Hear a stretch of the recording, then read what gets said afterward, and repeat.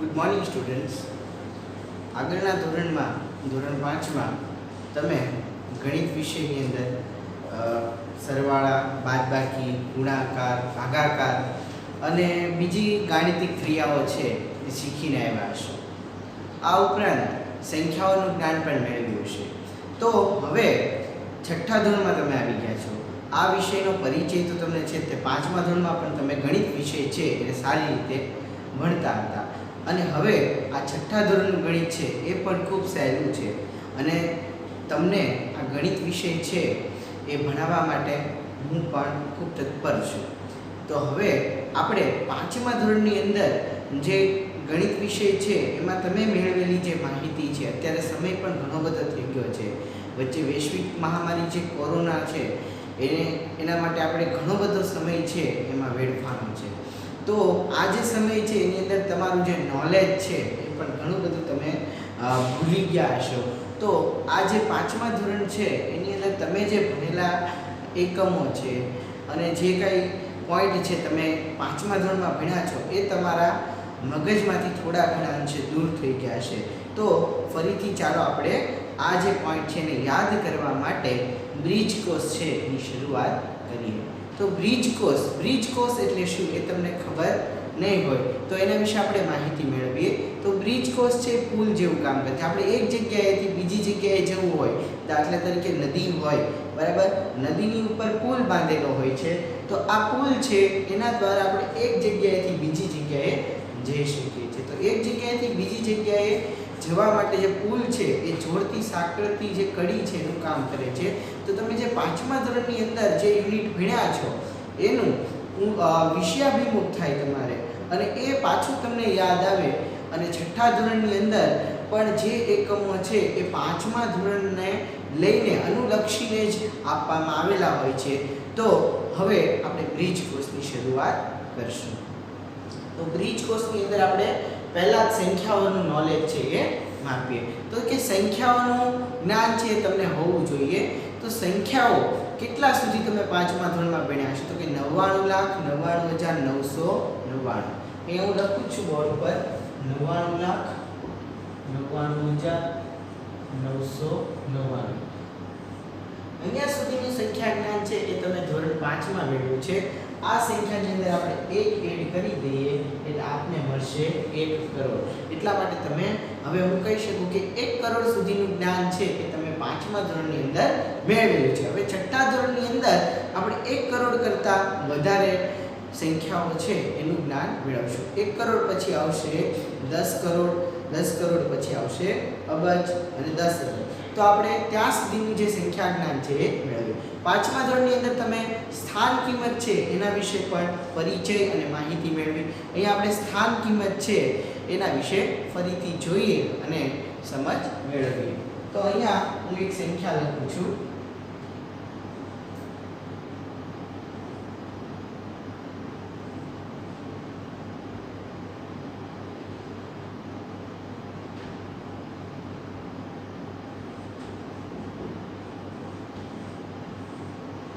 નવ કરોડ 8,87,586. આ જે સંખ્યા મેં લખી છે અહીંયા બોર્ડ ઉપર એ કરોડમાં લખી છે. 9,08,87,586 કે જેની અંદર એના આપણે દરેક અંક છે એના સ્થાન વિશે માહિતી મેળવીએ. તો અહીંયા જે 6 છે એકમના સ્થાનમાં છે એટલે એની સ્થાન કિંમત થશે 6. અહીંયા 8 છે એ આપણે જોઈશું કે દશકના સ્થાનમાં છે એટલે એની સ્થાન કિંમત થશે 80. અહીંયા તમે જોઈ શકો છો અહીંયા એકમના સ્થાનમાં હતા એની સ્થાન કિંમત સંખ્યા પોતે 6 જ રહેશે. અહીંયા દશકમાં એટલે કે 10 ગુણ્યા આપણે કરવા પડે 8, 10 8 80. અહીંયા જે ત્રીજી સંખ્યા એકમ, દશક અને હવે આપણે જોઈએ 100. તો કે 100 ના સ્થાનની અંદર અહીંયા છે 5 છે તો કે 5 છે એની સ્થાન કિંમત થશે 100 ગુણ્યા 5 બરાબર 500. પછી આવે છે આગળ 1000. 1000 ની અંદર અહીંયા આપેલા છે 7. તો 1 ગુણ્યા 1000 ગુણ્યા 7 બરાબર અહીંયા આપણે મૂકશું અહીંયા 7 ની કિંમત છે થશે 7000. ત્યારબાદ 10,000 અહીંયા 8 છે એટલે માટે 10,000 ગુણ્યા 8 બરાબર થશે 80,000. 1000 પછીનો જે અંક છે અહીંયા જે આવે છે લાખ. તો કે અહીંયા 8 છે એટલા માટે અહીંયા થશે 8 લાખ. ત્યારબાદ છે 10 લાખ. 10 લાખના સ્થાનમાં અહીંયા શૂન્ય છે તો કે શૂન્ય કોઈ પણ સ્થાનમાં હોય એની કિંમત છે એ શૂન્ય જ રહેશે. ત્યારબાદ અહીંયા છે કરોડ. કરોડના સ્થાનની અંદર છે સંખ્યા 9 એટલા માટે 9 ગુણ્યા 9 કરોડ થશે બરાબર. કેમ કે 1 કરોડ ગુણ્યા 9 બરાબર આ જે 9 છે એની સ્થાન કિંમત આપણને મળશે 9 કરોડ. તો આ રીતે આપણે કોઈ પણ સંખ્યા આપેલી હોય એની સ્થાન કિંમત છે જોઈ શકીએ છીએ. તો સંખ્યાઓ છે એમાં ચડતો ઉતરતો ક્રમ છે, સંખ્યાઓની સરખામણી છે, નાની મોટી સંખ્યા છે, સંખ્યા છે એના ક્રમની અદલા બદલી છે, આ બધું તમે આગળના ધોરણમાં ભણી ગયા છો. હવે આપણે છઠ્ઠા ધોરણની અંદર જે સંખ્યાઓ છે એના વિશે જે ડિટેલ માહિતી છે એ પહેલા ચેપ્ટરમાં ભણશું. પણ અત્યારે આપણે બીજકોષની અંદર માત્ર સ્થાન કિંમત છે એને જોઈ શકીએ. તો આ રીતે આપણે સ્થાન કિંમત છે એની માહિતી મેળવી શકીએ છીએ. હવે આપણે આગળ નેક્સ્ટ ટોપિક લઈએ છીએ.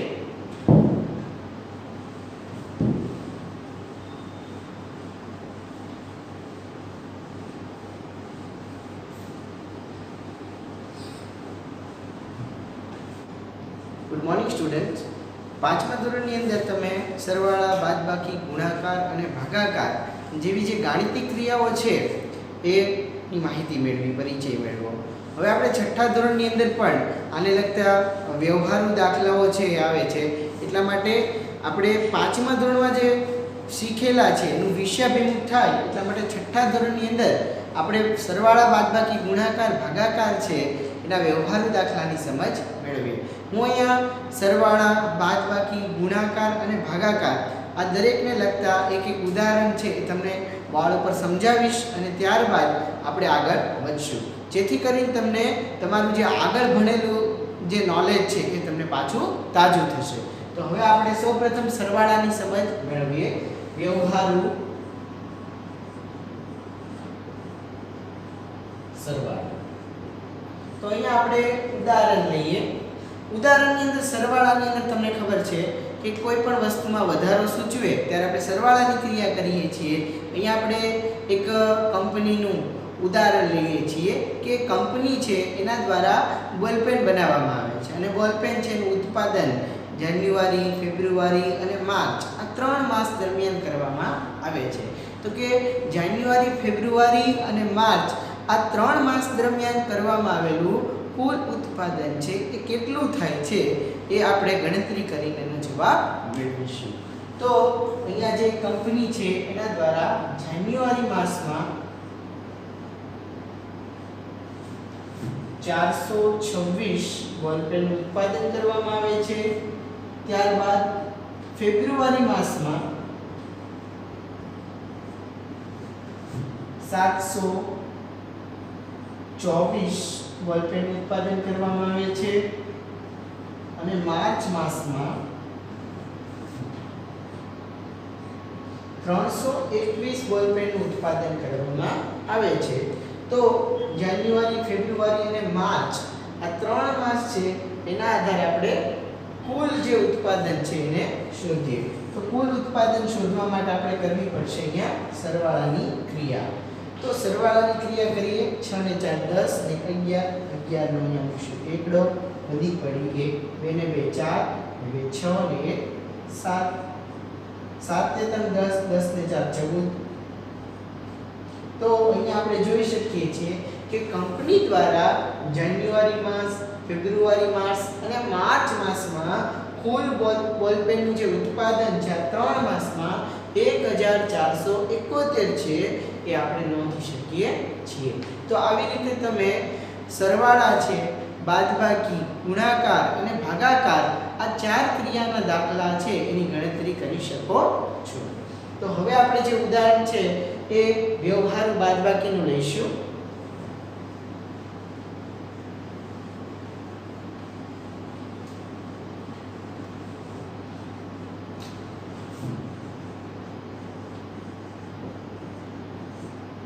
બાદબાકીની ક્રિયા વિશે પણ તમે જાણો છો. બાદબાકીની ક્રિયા આપણે ક્યારે કરીએ છીએ તો કે જ્યારે કોઈ પણ વસ્તુ છે એમાં ઘટાડો સૂચવે છે ત્યારે. આપણે એક્ઝામ્પલ ફોર લઈએ કે કોઈ જંગલ વિસ્તાર છે. હવે આ જંગલની અંદર એક મોટી આગ લાગી. હવે આગ લાગી એટલે એમાં કુલ જેટલા વૃક્ષો હતા એ વૃક્ષોમાંથી અમુક વૃક્ષો છે એ બળીને નાશ પામ્યા. તો હવે બળીને નાશ પામ્યા એટલા માટે જેટલા કુલ વૃક્ષો હતા એ વૃક્ષોમાંથી શું થયું તો કે અમુક વૃક્ષો છે એનો ઘટાડો થયો. તો જે ઘટાડો છે એ સૂચવે છે આપણને બાદબાકીની ક્રિયા. તો આપણે જોઈશું કે કેટલા વૃક્ષો હતા અને એમાંથી કેટલા વૃક્ષો છે બાદ થયા. તો અહીંયા આપણે લઈએ કે જંગલની અંદર વૃક્ષો હતા 24321. હવે 24321 વૃક્ષમાંથી 590 વૃક્ષો છે એ જ્યાં આગ લાગી અને એ આગ લાગી એમાં આ જે વૃક્ષો છે બળીને ખાક થઈ ગયા. તો આપણે જોઈ શકીએ છીએ 24321 વૃક્ષો હતા એમાંથી 590 વૃક્ષો છે એ જંગલમાં જ્યારે આગ લાગી ત્યારે બળીને ખાક થઈ ગયા. તો આપણે અહીંયા બાદબાકીની ક્રિયા કરવી પડશે. 1 માંથી 0 ને 1 ના 1 મૂકશું. 2 માંથી 9 બાદ કરવાના છે એટલે આપણે 12 માંથી 9 બાદ કરશું. તો કે 12 માંથી 9 બાદ કરીએ એટલા માટે અહીંયા થઈ જશે 3. અહીંયા આપણે દસકો લીધો છે. હવે આગળ દસકો લીધો એટલે પાછો અહીંયાથી એક અંક ઓછો કરશું એટલે અહીંયા થઈ જશે 2. હવે 2 માંથી 5 બાદ નથી કરી શકાતા એટલા માટે પાછો દસકો લેશું. 12 માંથી 5 બાદ કરશું તો કે 12 માંથી 5 બાદ કરીએ એટલે આપણને મળશે 7. હવે અહીંયા આપણે દસકો લીધો તો એટલા માટે એક પાછો અહીંયા ઓછો કરશું એટલે અહીંયા થઈ જશે 3.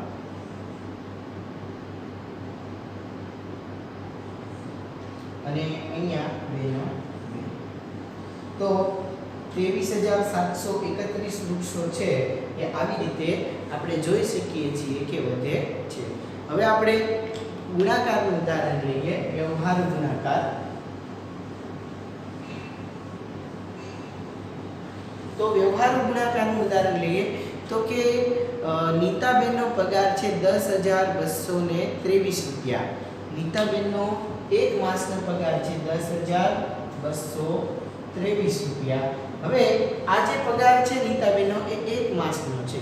તો આપણને એના આધારે કીધું હોય કે નીતાબેનનો એક માસનો જે પગાર છે એના આધારે કુલ વર્ષનો પગાર કેટલો થશે. તો આપણે ગુણાકાર કરવા પડશે. તો કે વર્ષમાં કેટલા માસ આવે તો વર્ષમાં આવે છે 12 માસ. એટલા માટે એને ગુણ્યા 12. અહીંયા આપણે કરશું બે સંખ્યા લેવાની. એક 0 મૂકશું. 1 તેરી 3, 1 દૂ 1 દૂ 1 0 0 1 1 2 તેરી 6, 2 દૂ 4, 2 દૂ 4, 2 0 0 2 એકા. હવે આ જે છે એના આધારે આપણે એને સરવાળો કરશું. તો કે અહીંયા 6 ના 6, 4 ને 3 7, 4 ને 2 6, 2 2 1,22,676 છે એ એમનો વાર્ષિક પગાર છે એ આપણે જોઈ શકીએ છીએ. તો આ રીતે આપણે ગુણાકાર છે એની પણ ગણતરી કરી શકીએ છીએ. તો આમ સરવાળા બાદબાકી ગુણાકારની ક્રિયા છે એ આપણે આવી રીતે વ્યવહારુ ગુણાકાર સરવાળા અને બાદબાકીની ગણતરી કરી શકીએ છીએ. હવે આવે છે વ્યવહારુ ભાગાકારના દાખલા.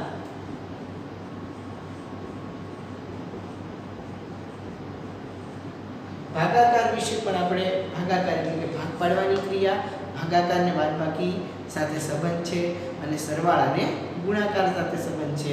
તો વ્યવહારુ ભાગાકારની અંદર આપણે ગણતરી કરીએ છીએ.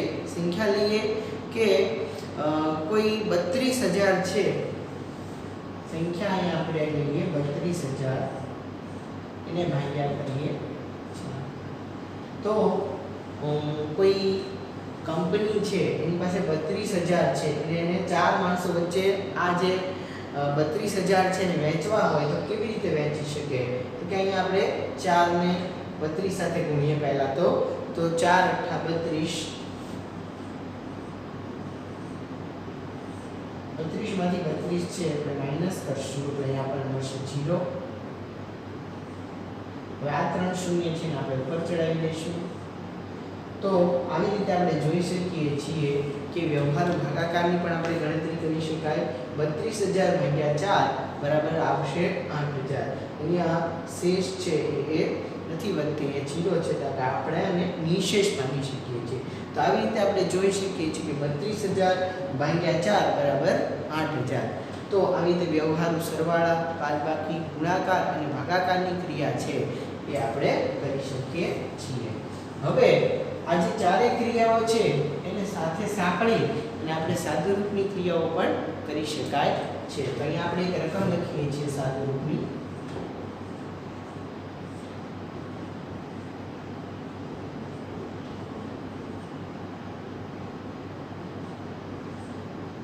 +4 × 3 - 2. તો સૌપ્રથમ અહીંયા સાદુરૂપ આપતી વખતે આપણે એક નિયમ છે ભાગાકાર,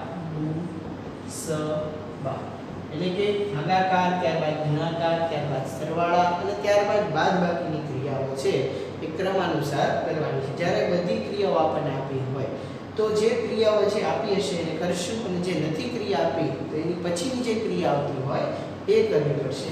સૌપ્રથમ અહીંયા ભાગાકારની ક્રિયા આપેલી નથી, તો અહીંયા છે ગુણાકારની ક્રિયા પહેલી. તો અહીંયા આપણે 4 તેની મૂકશું 12, બાકી બધું એમના લખી નાખશું -2 + 25. હવે આપણને કીધું છે ભાગુસબાની અંદર પછીની ક્રિયા છે સરવાળાની ક્રિયા. 25 ને 12 નો આપણે સરવાળો કરીશું તો 25 ને 12 થશે 25 ને 10 35 ને 2 37. 37 - 2. 37 માંથી 2 બાદ કરશું તો આપણને મળશે 35. તો આવી રીતે આપણે ભાગુસબાની ક્રિયા દ્વારા સાદુરૂપ છે એ પણ સંખ્યાનું આપી શકીએ. આપણે સૌપ્રથમ સરવાળા, ત્યારબાદ બાદબાકી, ગુણાકાર અને ભાગાકાર દરેક ક્રિયાના એક એક ઉદાહરણ છે એની માહિતી મેળવી, અને માહિતી મેળવ્યા બાદ આપણે સાદુરૂપની અંદર મિક્સ ક્વેશ્ચનમાં પણ દરેક ક્રિયાઓ છે એને પણ સાથે સાંકળી લઈ અને આજે સાદુરૂપની ક્રિયા પણ કરી લીધી. તો આ રીતે આપણે 5મા ધોરણમાં તમે સરવાળા, બાદબાકી, ગુણાકાર અને ભાગાકારની ક્રિયા છે એ શીખી ગયા છો. એના આધારે સાદુરૂપની ક્રિયા પણ શીખી ગયા છો, એના વિશે માહિતી મેળવી. હવે આગળ છે એ આપણે માહિતીની અંદર જોઈએ તો હવે તમે 5મા ધોરણની અંદર ઘડિયા શીખી ગયા છો, તો 6ઠ્ઠા ધોરણની અંદર પણ તમને 25 સુધીના મિનિમમ ઘડિયા છે બધાને આવડવા જોઈએ. તો આજના હોમવર્કની અંદર તમારે 25 સુધીના ઘડિયા છે એ 2 વખત લખી અને પાકા કરવાના રહેશે. ગણિત વિષયની અંદર કોઈ પણ સંખ્યાના જ્યારે ભાગ પાડવાના હોય કે કોઈ પણ લાંબી ગણતરી હોય, મોટી ગણતરી હોય, એને આપણે સરળતાથી ટૂંકી કરવી હોય, બરાબર. આ ઉપરાંત લસા, ગુસા જેવી ક્રિયાઓની અંદર પણ આપણે ખૂબ ગણતરી કરવામાં આપણને વાર લાગતી હોય ત્યારે જો આપણી પાસે આવી શોર્ટ ટ્રીક હોય, વિભાજ્યતાની ચાવી, ડિવિઝિબિલિટી ટેસ્ટ જેને આપણે કહીએ છીએ, તો વિભાજ્યતાની ચાવી છે એના દ્વારા આપણે કોઈ પણ સંખ્યા છે એના ભાગ પાડી શકીએ છીએ. આ જે ચાવી છે અલગ અલગ ચાવી છે, આ ચાવીના ઉપયોગથી આપણે સરળતાથી કોઈ પણ સંખ્યાના ભાગો પાડી શકીએ છીએ. તો એની અંદર સૌ પ્રથમ આવે છે 2ની ચાવી. 2ની ચાવી વિશે આપણે થોડીક માહિતી પરિચય મેળવીએ તો 2ની ચાવી છે એટલે કે કોઈ પણ સંખ્યા આપણને આપેલી હોય એના 2 વડે ભાગ પાડવા. 2 વડે ભાગ પાડવાના હોય સંખ્યાના ત્યારે આ ચાવીનો આપણે ઉપયોગ કરી શકીએ છીએ. કોઈ પણ મોટામાં મોટી સંખ્યા હોય એને પણ આપણે 2ના ભાગ પાડવાના હોય ત્યારે માત્ર સંખ્યાને જોયા ઉપરથી જ આપણે પરિચય મેળવી શકીએ કે આ સંખ્યાને 2 વડે ભાગી શકશું કે નહીં. તો આપણે વિભાજ્યતાની ચાવી વિશે પરિચય મેળવીએ.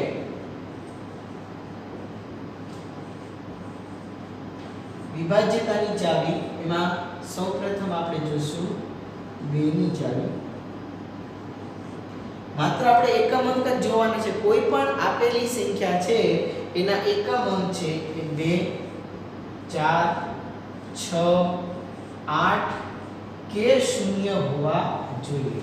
જો આપેલી સંખ્યાના એકમમાં 2 4 6 8 કે 0 હોય તો આપેલી સંખ્યાને આપણે 2 વડે નિશેષ ભાગી શકીએ છીએ। એક્ઝામ્પલ અહીંયા લખીને આપણે પરિચય મેળવીએ। હવે અહીંયા આપેલી છે 24839 સંખ્યા।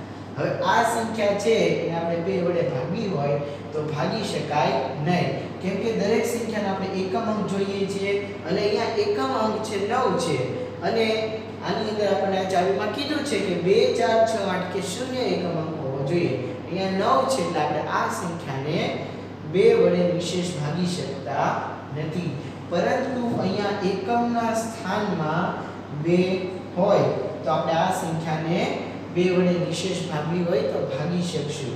આ ઉપરાંત હું અહીંયા 4 મૂકી દઉં।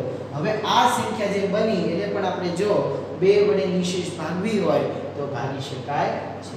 ત્યારબાદ આ સંખ્યા છે એને પણ હું કહી શકું કે 2 વડે નિશેષ ભાગવી હોય તો ભાગી શકાય છે, પણ આ સંખ્યાને 2 વડે નિશેષ ભાગવી હોય તો ભાગી શકાશે નહીં, કેમ કે અહીંયા એકમના સ્થાનમાં મેં 5 મૂક્યો છે એટલા માટે આ સંખ્યાને 2 વડે નિશેષ ભાગી શકાતી નથી।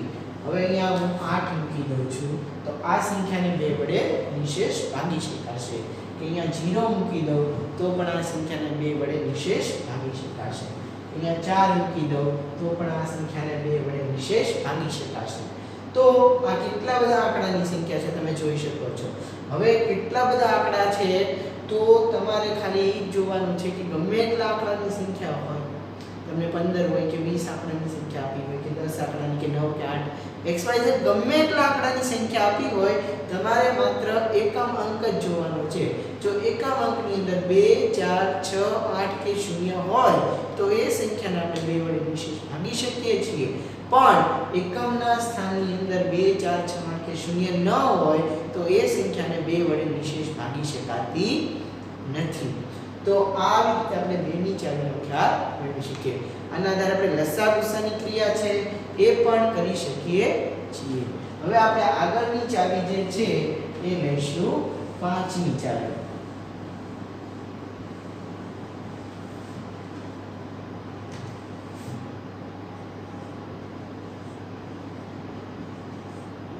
પાંચની ચાવી છે એના વિશે આપણે પરિચય મેળવ્યો તો એમાં પણ એકમ અંક જ જોવાના છે। તો કયા કયા એકમ અંક હોવા જોઈએ તો કે 5 કે 0।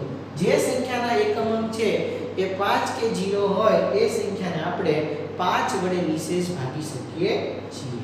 અહીંયા 555 લખું છું તો આ સંખ્યાને આપણે 5 વડે નિશેષ ભાગવી હોય તો ભાગી શકશું, પણ 5550 છે તો આ સંખ્યાને પણ આપણે 5 વડે નિશેષ ભાગી શકીએ।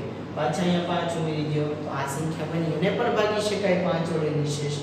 અહીં જગ્યાએ હું મૂકી દઉં છું અહીંયા 3।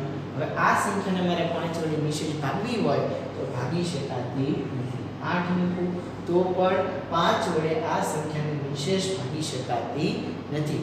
તો આવી રીતે આપણે 5ની ચાવી છે એના વિશે માહિતી મેળવી શકીએ છીએ કે 5ની ચાવી છે એનો એકમ અંક 5 કે 0 હોવો જોઈએ તો જ એને 5 વડે નિશેષ ભાગી શકાય છે। સમજો, નિશેષ ભાગવાની વાત કરી છે, બાકી તો કોઈ પણ સંખ્યાને કોઈ પણ અંક વડે તો ભાગી જ શકાય છે, પણ અહીંયા આ જે ચાવી છે એના વડે આપણે નિશેષ વાત કરીએ છીએ કે એ સંખ્યાને એ અંક એકમમાં હોય તો આપણે નિશેષ ભાગી શકીએ છીએ। તો 5 કે 0 એકમ અંકમાં હોય તો આપણે 5 વડે નિશેષ ભાગી શકીએ છીએ।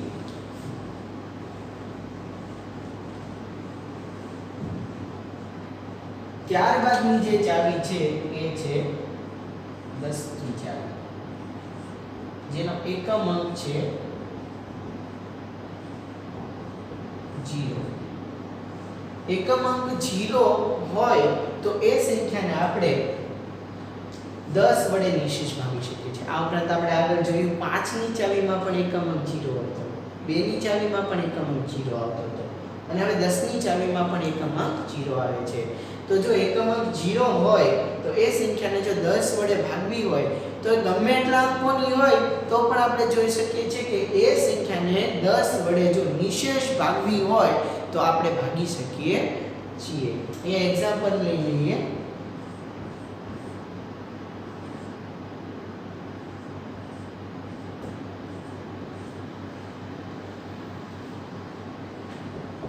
બે 2,98,760 તો આ સંખ્યા છે એને આપણે 10 વડે નિશેષ ભાગી હોય તો ભાગી શકીશું. અહીંયા 1000 ને પણ ભાગી શકીશું. 1 લાખ હોય 1 કરોડ હોય દરેકની અંદર છે તો શૂન્ય જ આવવાનું છે.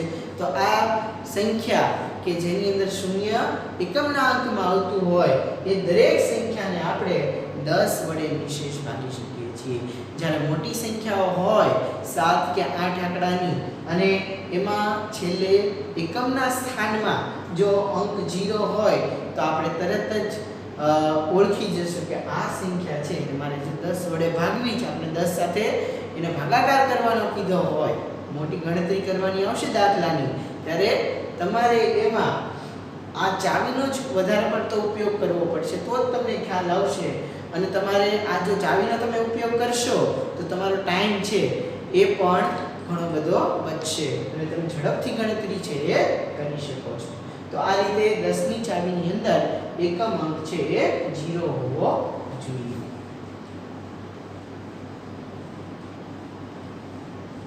હવે આપણે 3 ની ચાવી વિશે માહિતી મેળવીએ. 3 ની ચાવી છે એમાં આપણે કોઈ પણ એકમ અંક જોવાનો નથી. આ ચાવી છે આપણે આગળની જેટલી ચાવી જોઈ એના કરતા થોડી અલગ ચાવી છે કે જેની અંદર આપણને જે સંખ્યા આપેલી છે એ સંખ્યાના જેટલા અંકો છે એ દરેક અંકોનો આપણે સરવાળો કરવાનો અને એ સરવાળો કર્યા બાદ જો જે સંખ્યા આપણને મળે છે એ 3 ના અવયવી હોય કે 3 વડે નિશેષ ભાગી શકાતી હોય તો જ આપેલી સંખ્યા છે એને પણ 3 વડે નિશેષ ભાગી શકાશે. દાખલા તરીકે હું એક સંખ્યા મૂકું છું.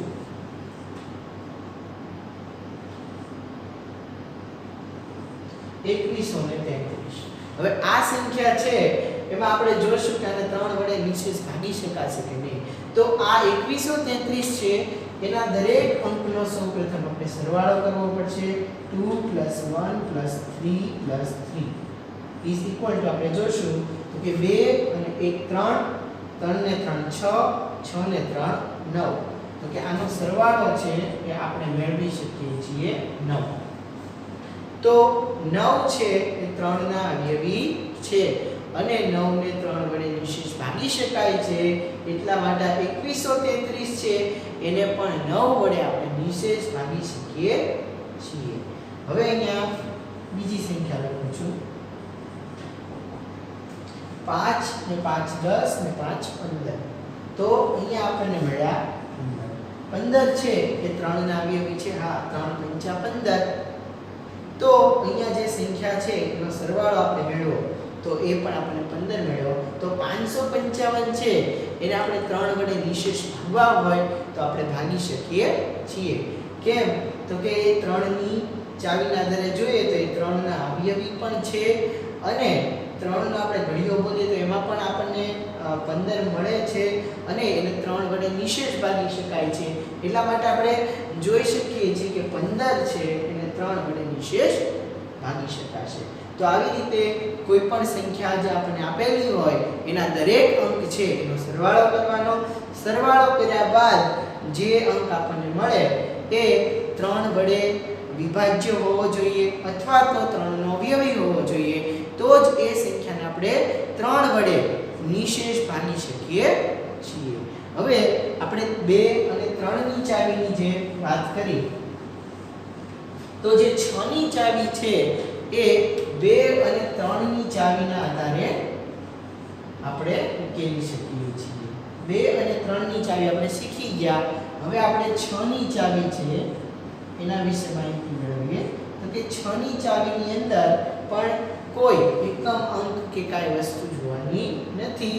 પણ એક વસ્તુ યાદ રાખવાની છે કે જે સંખ્યા આપણને આપેલી હોય એ સંખ્યાને જો 2 વડે અને 3 વડે, ખાલી 2 વડે નહીં, 2 વડે અને 3 વડે, ખાલી 3 વડે પણ નહીં, 2 વડે અને 3 વડે બંને વડે જો આપેલી સંખ્યા વિભાજ્ય હોય તો જ એ સંખ્યા છે એ 6 વડે પણ વિભાજ્ય ગણાય છે.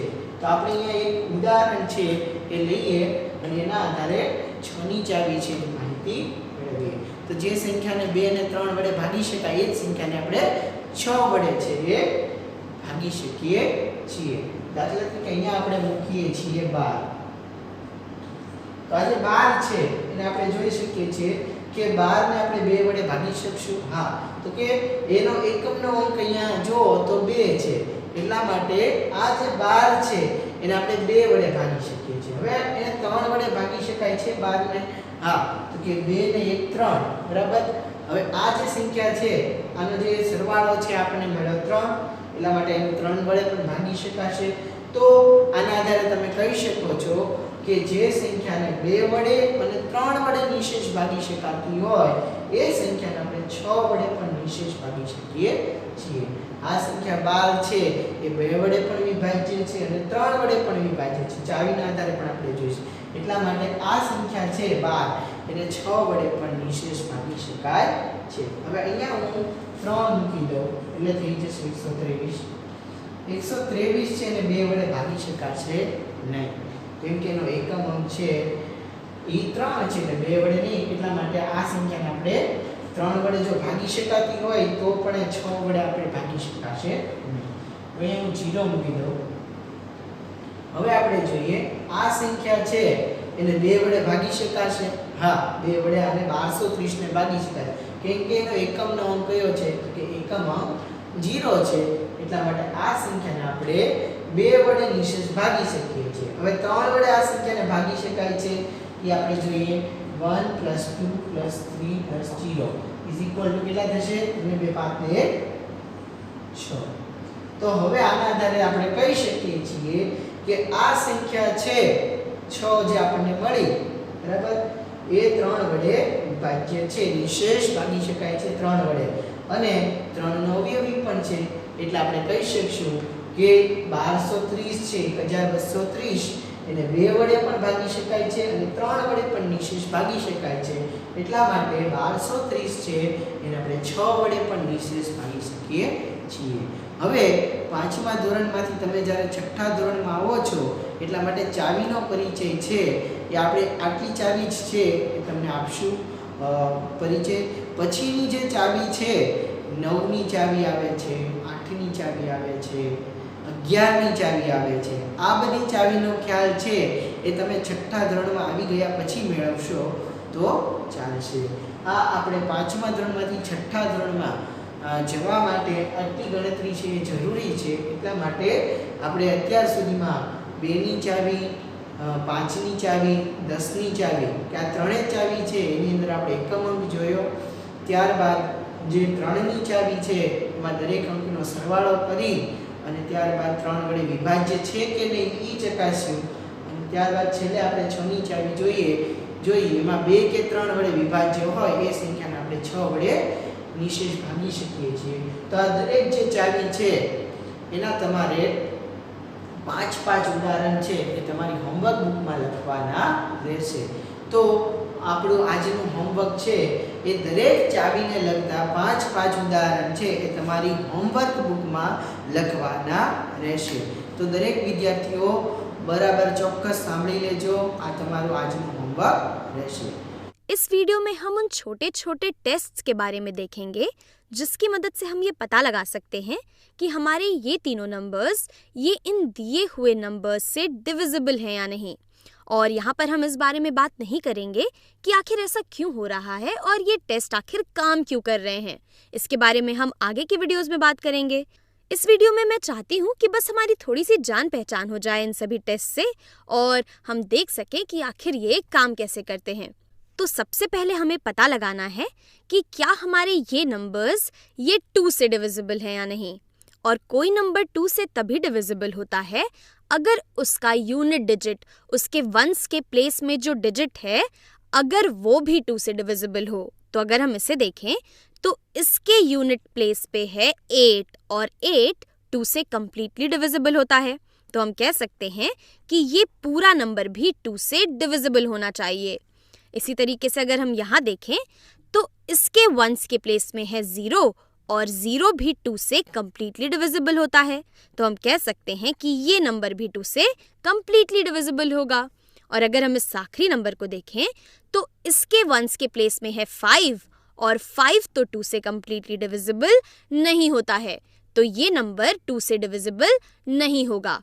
हम इसे ऐसे भी कह सकते हैं कि अगर किसी भी नंबर के वंस की प्लेस में जो डिजिट है अगर वो इवन है तो वो नंबर 2 से डिविजिबल होना चाहिए। जैसा कि हम यहाँ देख सकते हैं, यहाँ हमारे पास इवन नंबर्स हैं और ये नंबर्स 2 से डिविजिबल हैं। चलिए अब बात करते हैं 3 से डिविजिबिलिटी की। तो 3 से डिविजिबल होने के लिए अगर कोई भी नंबर के डिजिट्स का सम 3 से डिविजिबल होता है तो वो पूरा नंबर भी 3 से डिविजिबल होता है। तो अगर हम इस नंबर की बात करें तो इसके डिजिट्स का सम होगा 2 + 7 + 9 + 9 + 5 + 8 + 8। ये हो जाएगा 2 + 7 9, 9 + 9 18 + 9 27, 27 + 5 32, 32 + 8 40 और 40 + 8 ये होगा 48 के बराबर। और हम जानते हैं कि 48 ये तो 3 से डिविजिबल होता ही होता है।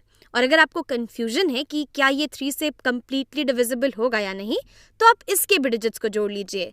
इसके डिजिट्स का सम होगा 4 + 8 जो कि 12 के बराबर होता है और 12 तो 3 से कम्प्लीटली डिविजिबल होता है। तो हम कह सकते हैं कि ये वाला नंबर, ये पूरा नंबर भी 3 से डिविजिबल होगा। और अगर आपको 12 में भी कन्फ्यूजन है तो आप 12 के डिजिट्स को भी जोड़ लें। 1 + 2 होता है 3 और 3 तो 3 से डिविजिबल होता ही है, तो ये नंबर भी 3 से डिविजिबल होगा। इसी तरीके से चलिए इसके डिजिट्स को भी जोड़ लेते हैं। इसके डिजिट्स का सम होगा 5 + 6 + 7 + 0। 5 + 6 11, 11 + 18, 18 + 0 ये हो जाएगा 18 के बराबर।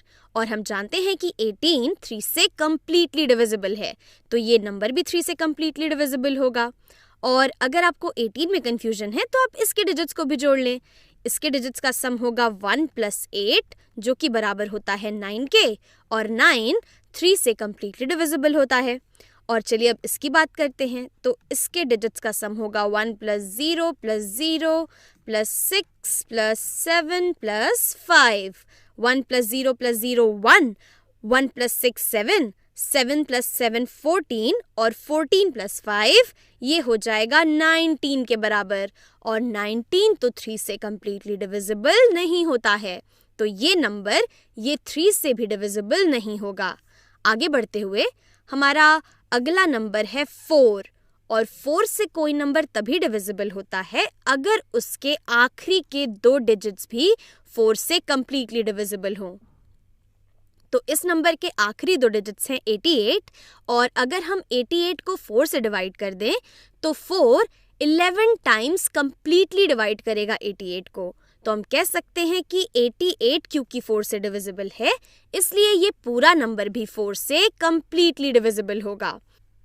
तो अगर हम इस नंबर को देखें तो इसके आखिरी 2 डिजिट्स हैं 70 और 70 तो 4 से डिविजिबल नहीं होता है। आप चाहें तो इसे करके भी देख सकते हैं। अगर मैं 70 को डिवाइड कर देती हूँ 4 से तो 7 में 4 कितनी बार जाएगा, 4 × 1 होता है 4, इसे सब्ट्रैक्ट कर देंगे, बचा 3, इस 0 को नीचे उतार लेंगे, यहाँ आ गया मेरे पास 30 और 30 तो 4 से डिविजिबल नहीं होता है लेकिन आगे कर लेते हैं इसे। 4 × 7 होता है 28 के बराबर, इसे सब्ट्रैक्ट करेंगे तो हमारे पास रिमाइंडर आएगा 2। तो हम कह सकते हैं कि 70 कम्प्लीटली डिविजिबल नहीं है 4 से, इसलिए ये नंबर ये भी 4 से डिविजिबल नहीं होगा। इसी तरीके से यहाँ पर इसकी बात करते हैं तो इसके आखिर में है 75। तो 75 भी डिविजिबल नहीं होना चाहिए 4 से, लेकिन इसे भी करके देख लेते हैं। अगर हम 75 को डिवाइड करें 4 से तो 4 × 1 होता है 4, इसे करेंगे सब्ट्रैक्ट, यहाँ आया 3, इस 5 को नीचे उतार लेंगे और यहाँ आएगा 4 × 8 होता है 32, इसे सब्ट्रैक्ट कर लेंगे तो हमारा रिमाइंडर आ जाएगा 3। तो हम कह सकते हैं कि ये नंबर भी 4 से डिविजिबल नहीं होता है। इसी तरीके से अगला नंबर है 5।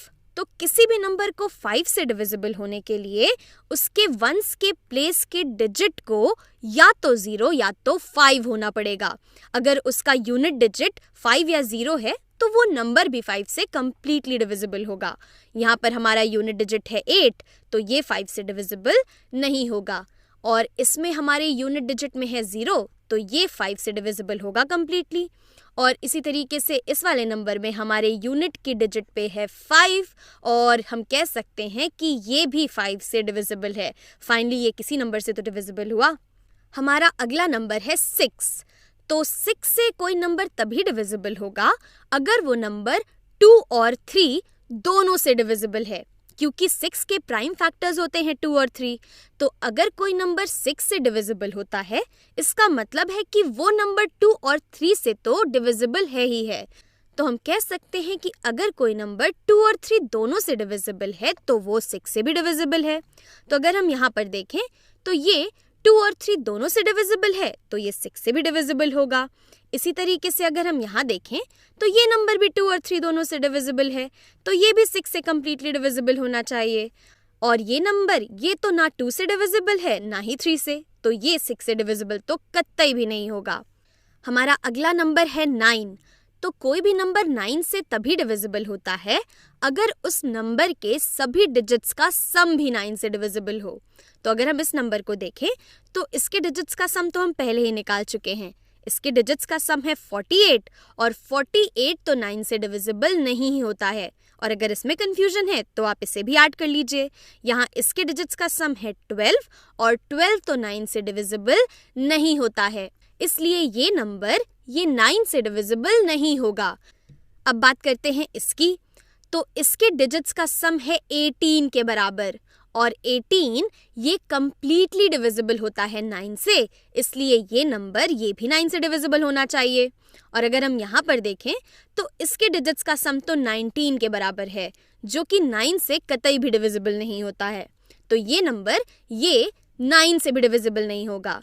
और अगर कोई नंबर 3 से ही डिविजिबल नहीं है तो वो 9 से तो डिविजिबल वैसे भी नहीं होना चाहिए, क्योंकि 9 का प्राइम फैक्टर होता है 3। तो अगर कोई नंबर 3 से डिविजिबल नहीं है तो हम उसे कह सकते हैं कि वो 9 से भी डिविजिबल नहीं ही होगा। चलिए आगे बढ़ते हैं और हमारा आखिरी नंबर है 10। तो कोई नंबर 10 से तभी डिविजिबल होता है अगर उसके यूनिट डिजिट में 0 होता है। ये सबसे आसान टेस्ट होता है डिविजिबिलिटी का। तो यहाँ हमारे इस नंबर में यूनिट डिजिट पे है 8, तो ये नंबर 10 से डिविजिबल नहीं है।